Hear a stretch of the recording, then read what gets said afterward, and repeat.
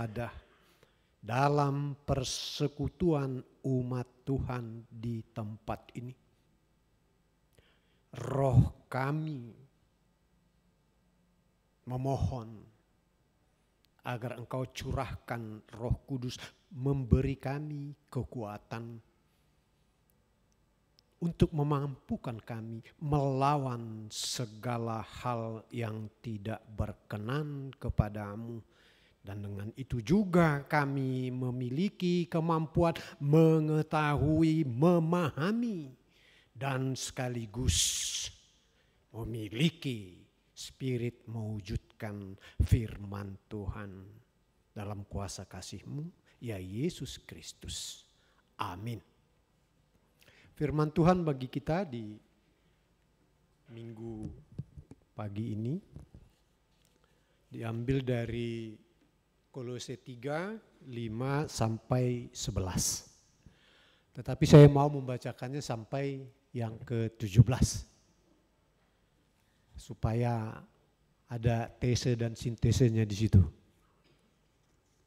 Kita dengarkan bersama-sama. Manusia baru.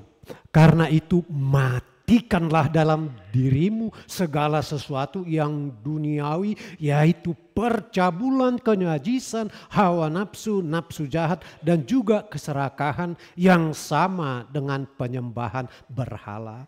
Semuanya itu mendatangkan murka Allah atas orang-orang yang tidak taat. Dahulu kamu juga melakukan hal itu ketika kamu hidup di dalamnya.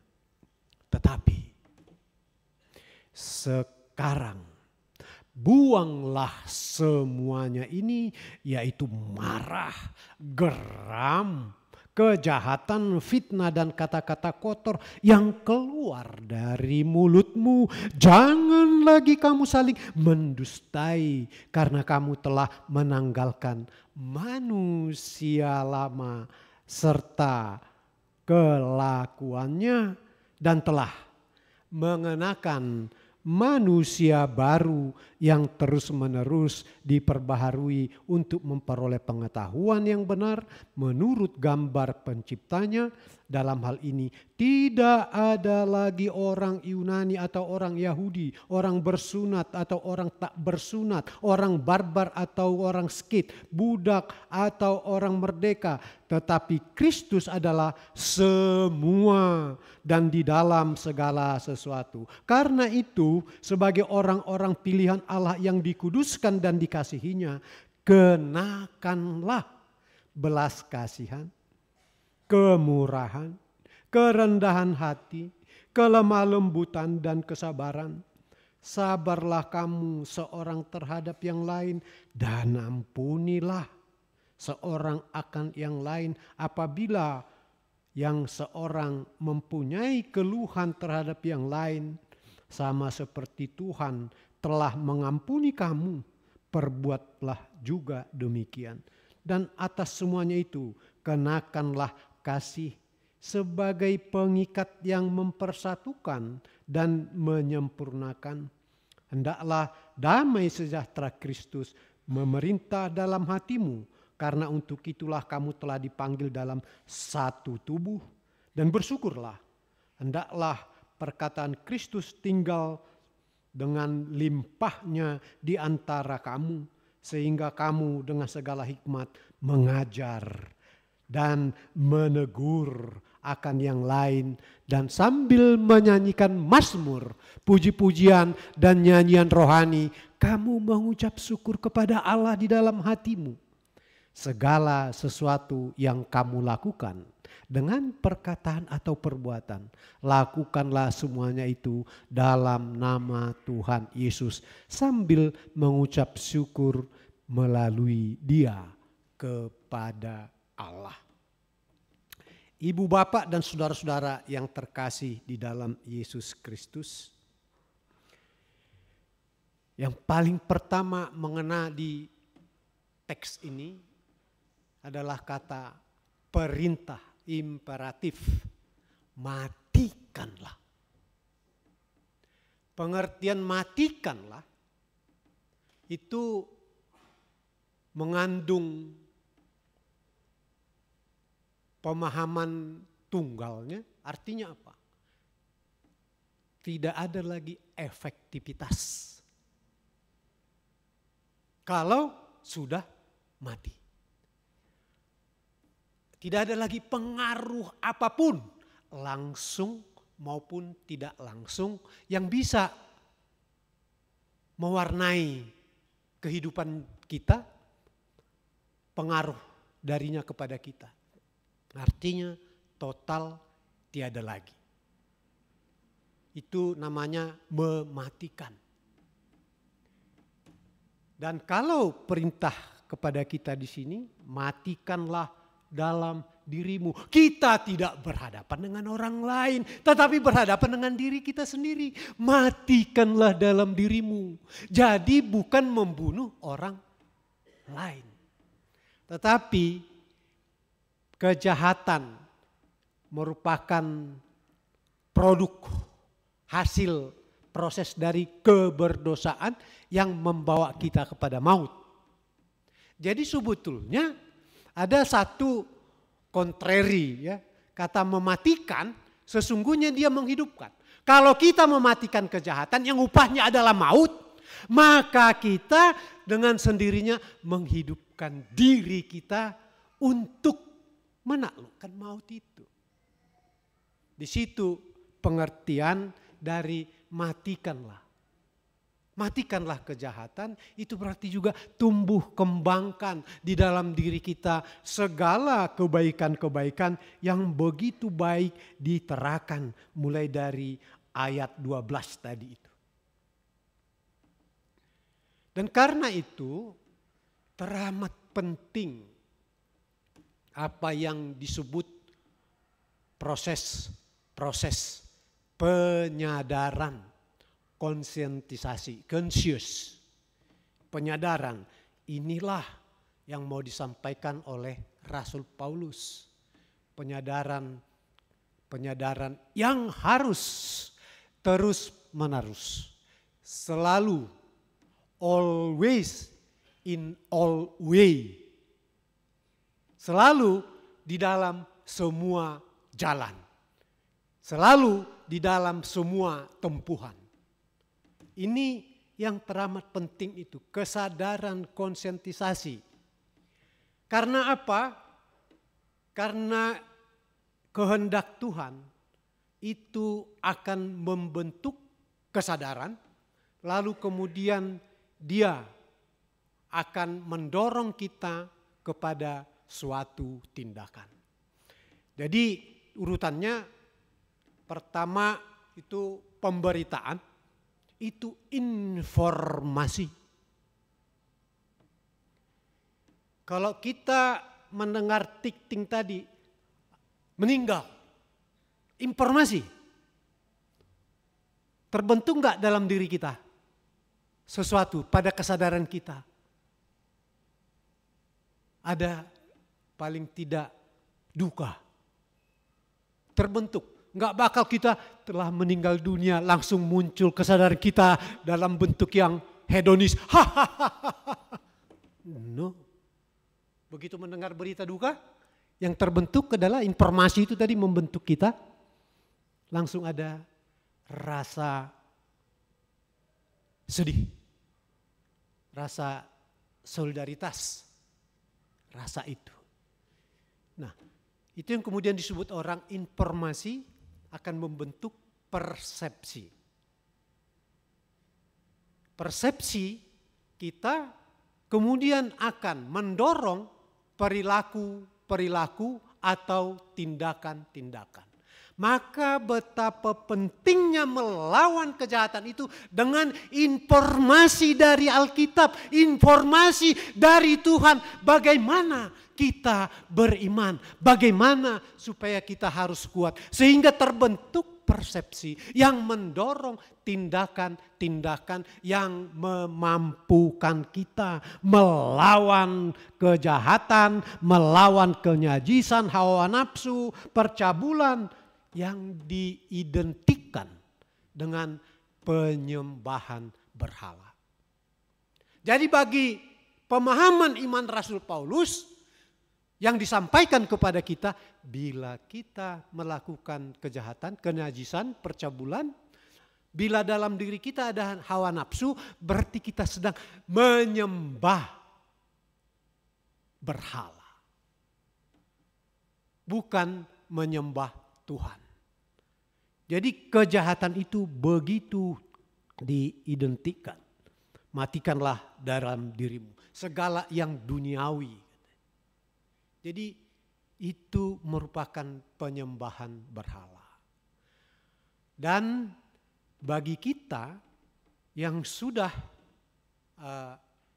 menerima Yesus sebagai juru selamat, kalau dilihat dari perkembangan dunia, ya, yang tadi sebelum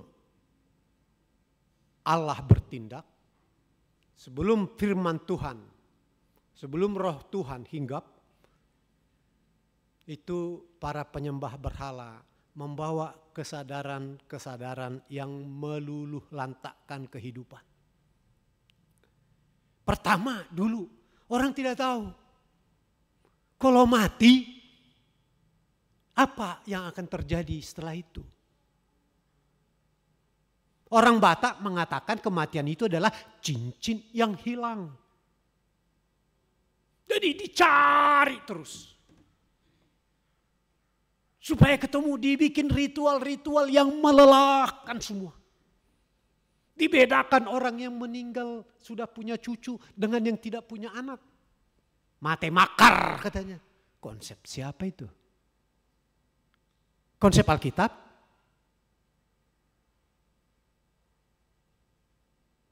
Atau konsep pemberhalaan?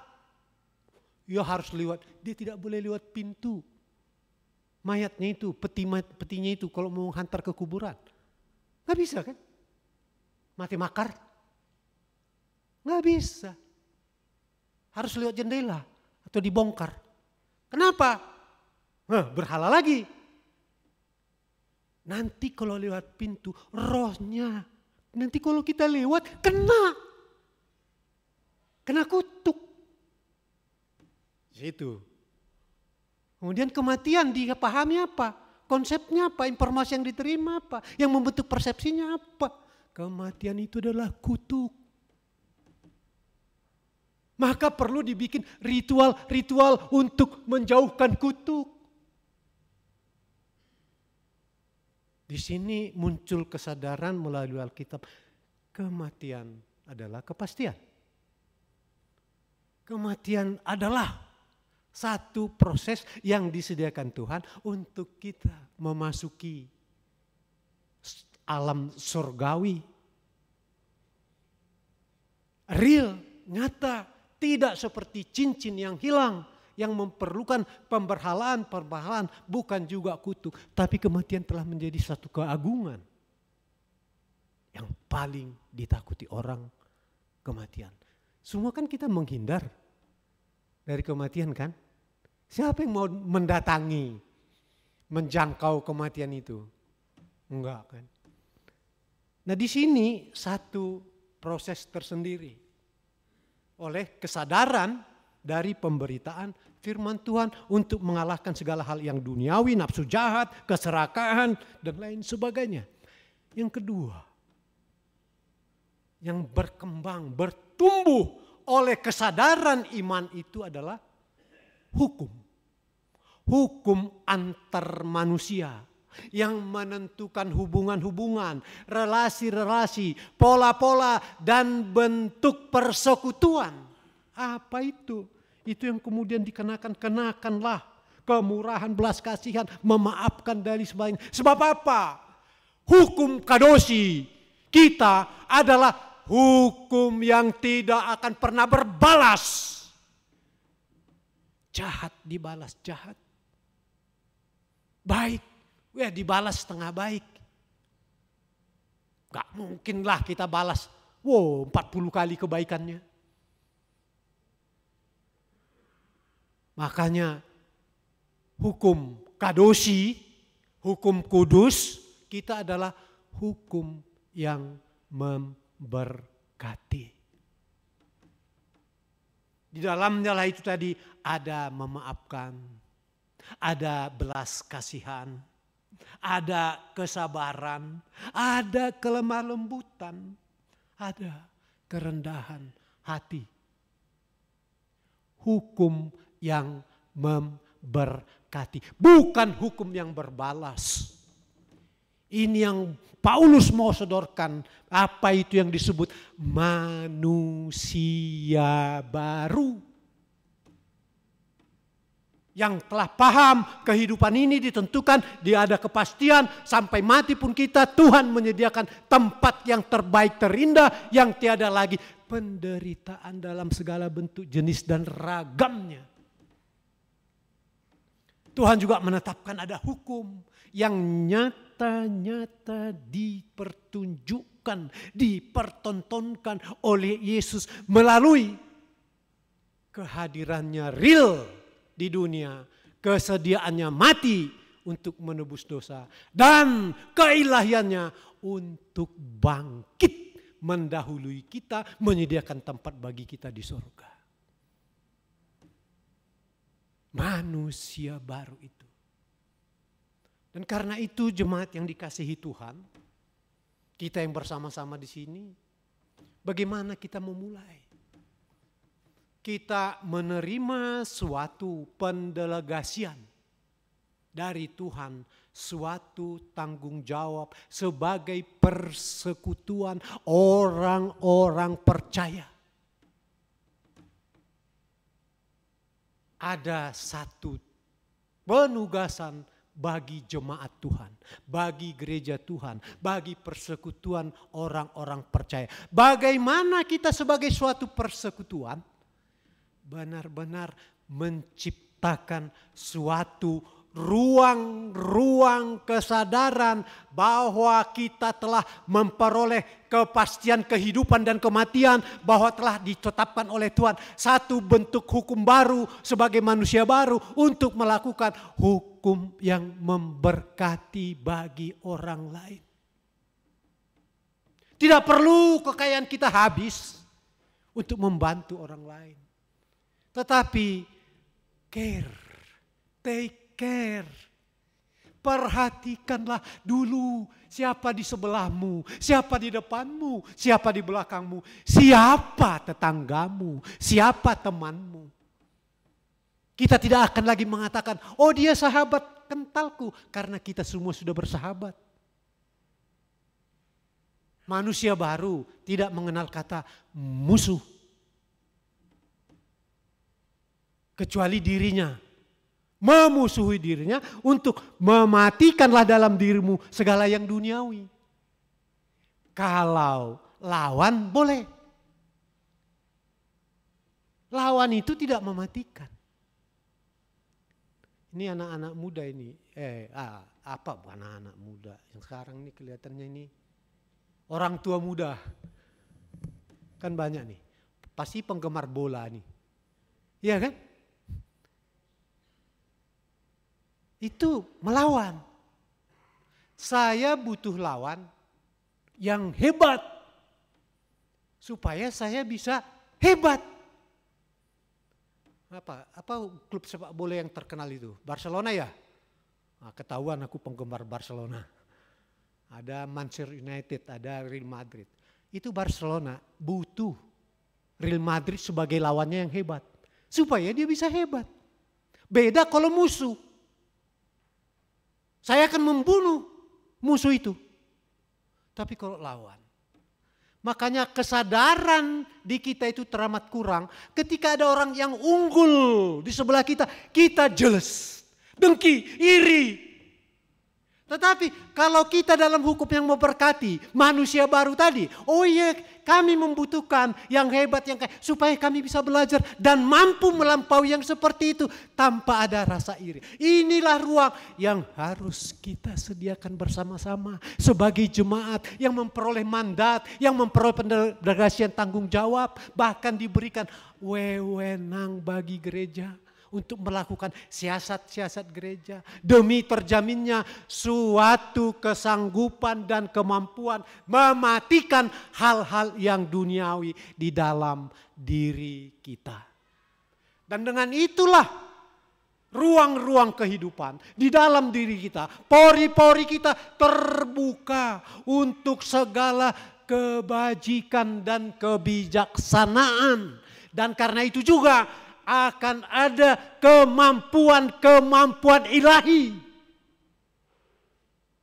yang membuat kita sakit pun dapat sehat dan tersenyum.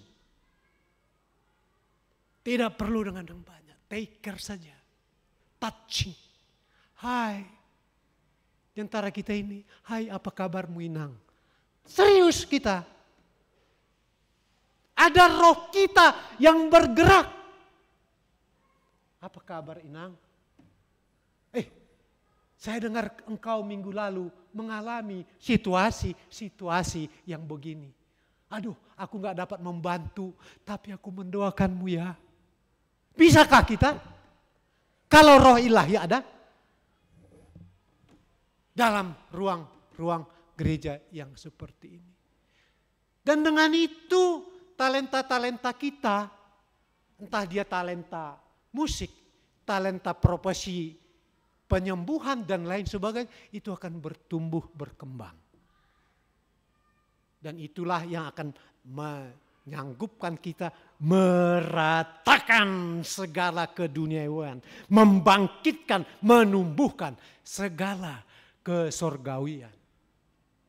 Datanglah kerajaanmu di bumi seperti, berarti ada kemampuan bagi kita menciptakan sorga, paling tidak imitasi, God imitation.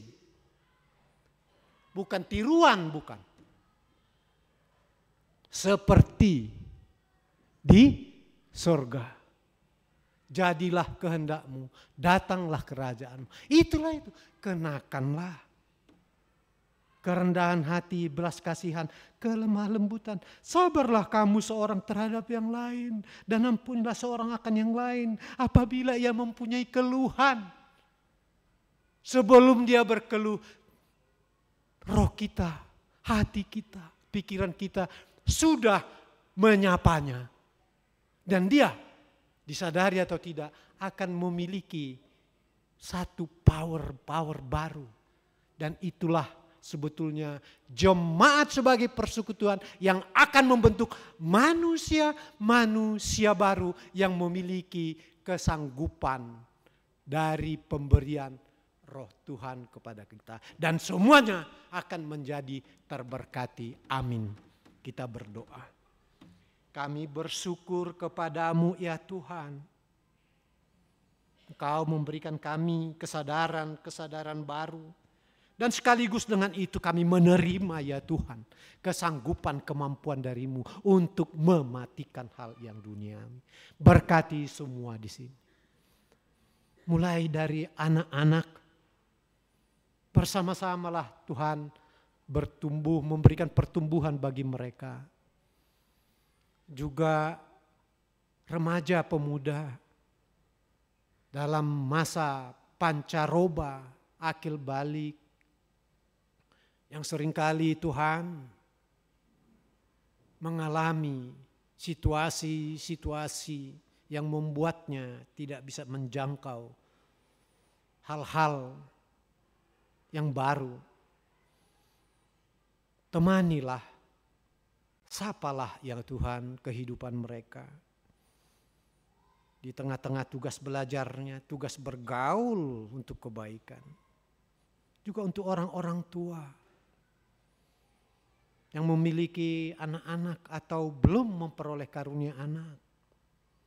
Berikan kemampuan-kemampuan tersendiri. Karena itu akan membuahkan berkat, akan membentuk manusia baru. Juga para orang tua yang sudah memasuki kelompok usia beruntung yang disebut lansia itu. Sertai mereka, berikan sukacita senantiasa. Juga kami berdoa ya Tuhan untuk orang-orang yang sakit. Bolehlah kami memohon kepadamu ya Tuhan, datanglah Engkau berlari-lari menghantar kesembuhan kepada mereka. Tolonglah ya Tuhan. Baik yang di rumah maupun yang di rumah sakit. Kami juga berdoa ya Tuhan untuk yang belum memperoleh pekerjaan dan jodoh. Tuhan, nyatakan belas kasih-Mu bagi mereka. Dan juga yang mengalami duka cita karena kasih-Mu memanggil yang terkasih dari keluarga mereka.